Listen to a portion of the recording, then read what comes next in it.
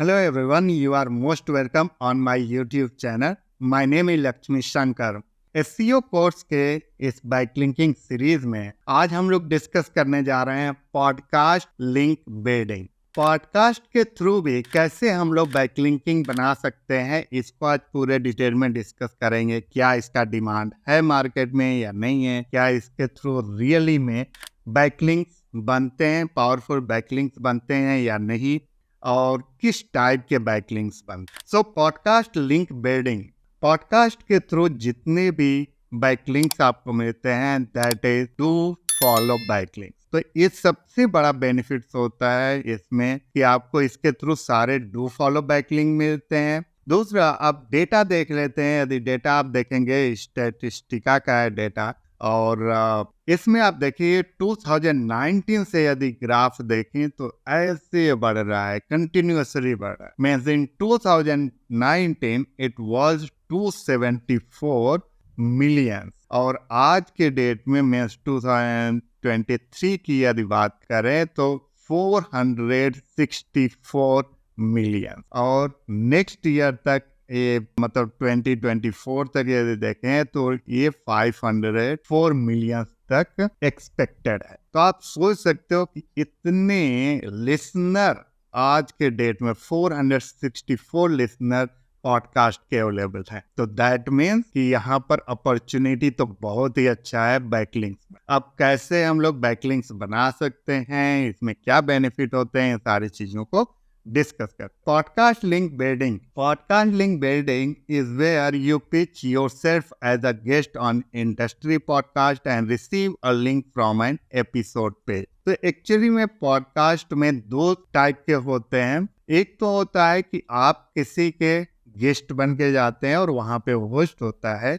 दूसरा, आप खुद ही अपना पॉडकास्ट करते हैं और अपने वेबसाइट पे लगाते हैं। तो दोनों तरीके से आपको बैकलिंक्स मिलते हैं और दोनों में ही डू फॉलो बैकलिंक्स मिलते हैं। Podcast can drive people to search for a person और अ कंपनी नेम। ये भी एक बेनिफिट होता है। जब कोई भी SERP पेज पे जाता है इसको पॉडकास्ट को सर्च करने के लिए, तो दो चीजें होती है। एक तो वो नेम के थ्रू भी सर्च करता है, दूसरा वो जो भी पॉडकास्ट बनाए होगे या जिस पे पोस्ट हुआ होगा जिस प्लेटफॉर्म पे, उसके थ्रू भी।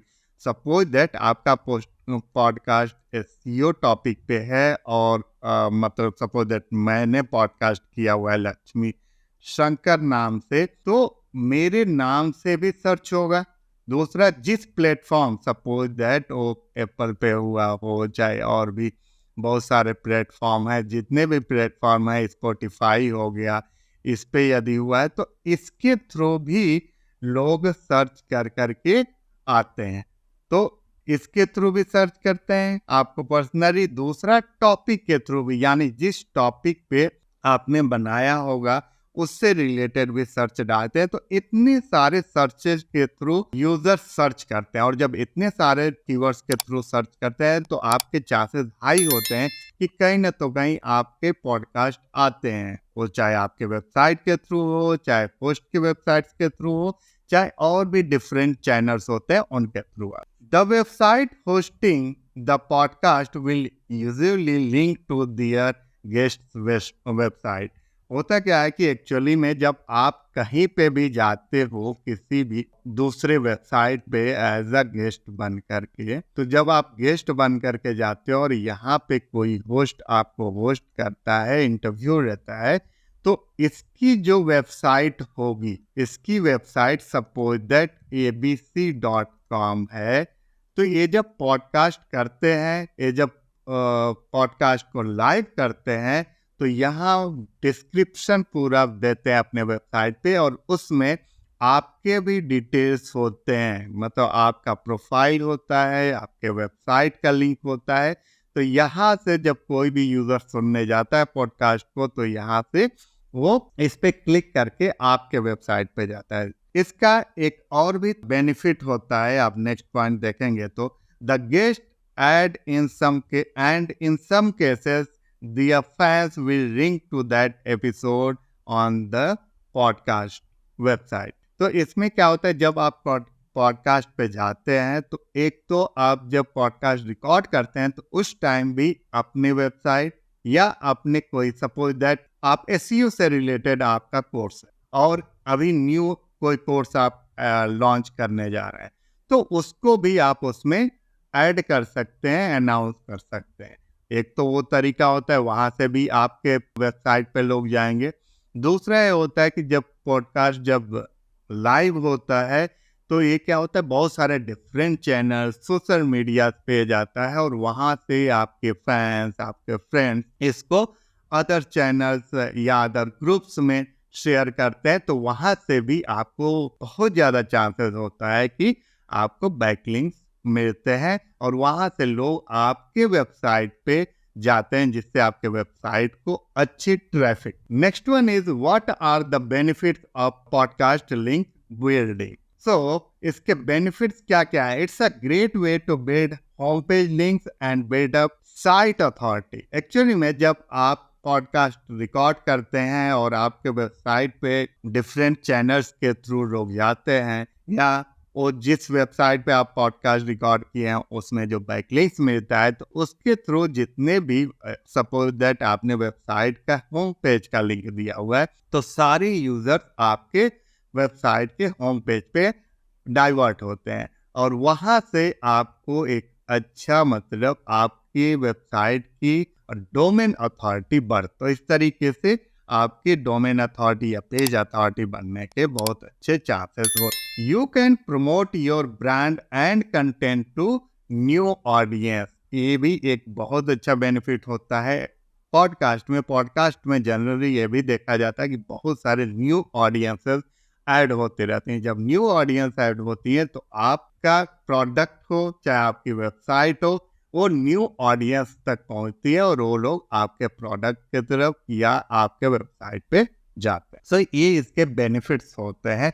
इस तरीके से मतलब बैकलिंक्स बना करके सोचो आपका वेब पेज मतलब आपके वेबसाइट का डोमेन अथॉरिटी अच्छा खासा बढ़ सकता है पॉडकास्ट के। अब पॉडकास्ट कैसे करते हैं, मतलब कैसे पॉडकास्ट के लिए क्या होना चाहिए, ये चीजों को देख लेते हैं। सबसे पहले तो find industry podcast. Industry podcast में यदि आप सपोज दैट डिजिटल मार्केटिंग के फील्ड में है, डिजिटल मार्केटिंग के फील्ड में है, आपको नॉलेज इससे है तो इसका मतलब ये नहीं है कि आप स्पोर्ट्स में जा करके अपना पॉडकास्टिंग करने लगे, ये गलत होगा। फिर आप सही ऑडियंस को सेलेक्ट नहीं कर रहे हैं।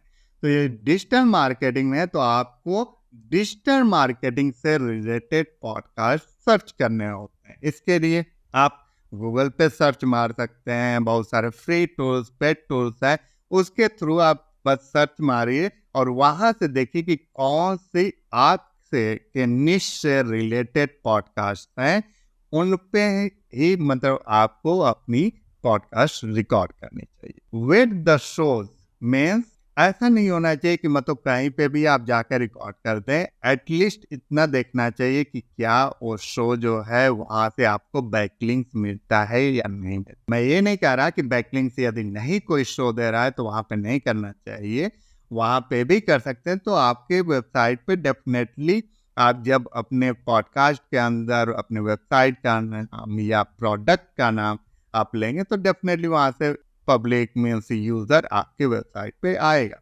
लेकिन फर्स्ट आपको ये ट्राई करना चाहिए कि उन वेबसाइट्स को टारगेट करना चाहिए, उन सारे पॉडकास्ट को जिस पे जो पॉडकास्ट आपको बैकलिंक्स देते हैं। डू फॉलो बैकलिंक, तो वहां पर आपके चांसेस ज्यादा हाई होंगे कि आपके वेबसाइट पर लोग जाएंगे और आपके वेबसाइट का डोमेन अथॉरिटी बढ़े। नेक्स्ट वन, जब आप सेलेक्ट कर लेते हैं कि ओके आपका निश डिजिटल मार्केटिंग है और सपोज दैट 4-5 पॉडकास्ट, एक ही वेबसाइट मत सेलेक्ट कीजिए पॉडकास्ट के लिए, एटलीस्ट 4-5। जितना ज़्यादा आप सेलेक्ट करेंगे उतना ज़्यादा अपॉर्चुनिटी बढ़ती है, उतने ज़्यादा लोगों से कनेक्ट होते हैं, उतना ज़्यादा आपका बैकलिंक्स बनता है। तो एटलीस्ट स्टार्ट आप 4-5 से करना चाहिए कि मतलब 4-5 पहले आप सेलेक्ट कीजिए कि इन प्लेटफॉर्म पे आपको पॉडकास्ट रिकॉर्ड करना है। उसके बाद pitch them either through application process और reach out by email. Actually में जब आप जाएंगे कोई भी प्लेटफॉर्म पे तो उनकी वेबसाइट पे जब जाएंगे तो बहुत सारे आजकल ऐसे प्लेटफॉर्म है जहाँ पर कि ऑनलाइन ही वहाँ पर पूरा फॉर्म दिया रहता है, उसको आप फिलअप कीजिए, फिर डिटेल पूछते हैं, वो सारी इंफॉर्मेशन दीजिए, फिर वहाँ से अप्रूवल आता है तो आप वहाँ रिकॉर्ड कर सकते हैं। यदि कोई आपका मतलब ऐसा शो है जिस पे आप करना चाह रहे हैं और उनका एप्लीकेशन प्रोसेस ऑनलाइन नहीं है तो आपको ईमेल के थ्रू उनको रीच आउट करना चाहिए और उनसे बताना चाहिए कि आपके पास क्या चीज़ें हैं जिस पे आप रिकॉर्ड करना चाह रहे हैं। तो जब आप पिच करने जाते हैं तो इन सारी चीज़ों को ध्यान रखना चाहिए। जब भी आप पिच करने जाते हैं तो ये 3 W को ध्यान रखना मस्ट है। Who, why and what। Who means explain who you are, मतलब आप अपने आप को बताएं कि मतलब आप कौन हैं। जैसे सपोज दैट आपने पहले भी कहीं रिकॉर्ड किया है या सपोज दैट आपका यूट्यूब चैनल है या आपका ब्लॉग है तो आप उसको पहले 1-2 लाइन में डिस्क्राइब कीजिए who you are। Next one is why। Explain why you would be a good podcast for that platform. उसमें आपको बताना होगा कि मतलब आपके पॉडकास्ट में, आपके वेबसाइट पे मैं गया था, मैंने देखा कि मतलब इससे रिलेटेड लोगों ने पॉडकास्ट डाला है, लेकिन मेरा जो कंटेंट है इस टॉपिक पे है और इस पे आपके पास कंटेंट नहीं है। एक तो ये होगा। दूसरा ये भी हो सकता है कि सपोज दैट कोई पॉडकास्ट पहले डाला हो और उसमें स्टैटिक्स गलत हैं, यानी जो नंबर्स दिए गए हैं वो गलत है, या कुछ उसमें अपडेट करना है और भी एडिशन करना है। सपोज दैट पहले हुआ मतलब 1-2 साल पहले पॉडकास्ट वो रिकॉर्ड हुआ होगा और बाद में बहुत सारे चेंजेज आ गए हो, तो ऐसे भी चेंजेस भी आप लेकर के आ सकते हैं और इस पे भी पॉडकास्ट कर सकते हैं। तो ये चीज आप ऐसे आपको पिच करना होता है podcast platform. Next one is what. Explain what you want to talk about. Means आप एग्जैक्टली जो टॉपिक सेलेक्ट कर रहे हैं उसमें क्या चीज बोलना चाहेंगे। ये नहीं है कि पूरा का पूरा स्क्रिप्ट की बात नहीं हो रही, मतलब एटलीस्ट उसके 2-4 लाइन जो मेन है जिस टॉपिक पे बोलना चाह रहे हैं उसको आपको पिच करना चाहिए। तो इस तरीके से यदि आप पिच करते हैं तब सेलेक्ट होने के चांसेस हाई होते हैं। नहीं तो आप ही सोचो, यदि कोई भी पॉडकास्ट का अच्छा प्लेटफॉर्म है तो बहुत सारे लोग जाते होंगे, बहुत सारे ईमेल, बहुत सारे एप्लीकेशन फॉर्म जाते होंगे, तो सारे को तो नहीं प्रोसेस करेंगे, तो उसमें से उनको भी सिलेक्ट करना होगा। इसलिए आपका पिच जो होना चाहिए वो अच्छा और वैल्यूएबल होगा। जब ये हो जाता है और आपको अप्रूवल मिल जाता है then you can go and record your episode. तो इस तरीके से आप एपिसोड को रिकॉर्ड कर सकते हैं। इसमें पहले भी मैंने बता दिया है कि मतलब 2 तरीके से होस्टिंग कर सकते हैं। 2 तरीके से आप होस्टिंग करके मतलब अपने बैकलिंक्स बना सकते हैं। एक होता है कि आप अपना ही पॉडकास्ट करें। अपने पॉडकास्ट में क्या होता है, आप जो टॉपिक सेलेक्ट करते हैं उस टॉपिक को लेकर करके आप खुद ही मतलब गेस्ट एंड होस्ट बनते हैं और सारी चीजें आप ही डिटेल में एक्सप्लेन करते हैं। उसी में आप अपने वेबसाइट के भी डिटेल्स या अपने प्रोडक्ट के भी डिटेल्स बताते हैं।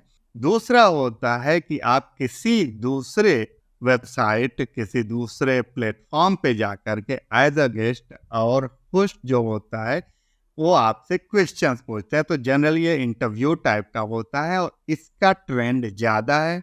इसमें ज़्यादा देखने को मिलता है कि पब्लिक मतलब यूज़र ऑडियंस इंगेज होती है। तो ये दोनों ही तरीका होता है और दोनों तरीके से आपको बैकलिंक्स मिलते हैं। जैसा मैं पहले ही बता दिया कि बैकलिंक्स 3-4 तरीके से मिल सकते हैं। एक तो आप जब पॉडकास्ट रिकॉर्ड करते हैं तो उसके बीच में जो आप बोलते हैं वहां से आता है। दूसरा, आप जिस प्लेटफॉर्म पे जाकर के रिकॉर्ड करते हैं तो वो प्लेटफॉर्म जब आपके पॉडकास्ट को पब्लिश करता है, लाइव करता है, तो वो आपके डिटेल्स, आपके वेबसाइट का डिटेल्स देता है। इन केस सपोज दैट कोई ऐसा प्लेटफॉर्म है जो कि मतलब आपके वेबसाइट का डिटेल्स नहीं दिया है, तो उनको आप रिमाइंड करा सकते हैं या उनको एक ईमेल भेज सकते हैं और बोल सकते हैं अपने वेबसाइट का लिंक वहाँ पे मेंशन करने के लिए या अपने सोशल मीडिया प्रोफाइल का लिंक वहाँ पे मेंशन करने के लिए। तो इस तरीके से दोनों तरीके से आप पॉडकास्ट रिकॉर्ड करके बहुत अच्छा ट्रैफिक ला सकते हैं, बहुत अच्छा बैकलिंक्स बना सकते हैं। डू फॉलो बैकलिंक्स पॉडकास्ट के थ्रू। सो आई होप आपको आज क्लियर हो गया होगा कि पॉडकास्टिंग के थ्रू कितना अच्छा, कितना ज़्यादा ट्रैफिक और क्वालिटी बैकलिंक्स आप बना सकते हैं। तो आज के वीडियो में इतना ही। नेक्स्ट वीडियो में बैकलिंक्स के अभी कुछ और टॉपिक्स हैं, उनको डिस्कस करेंगे। Thank you, thanks for watching.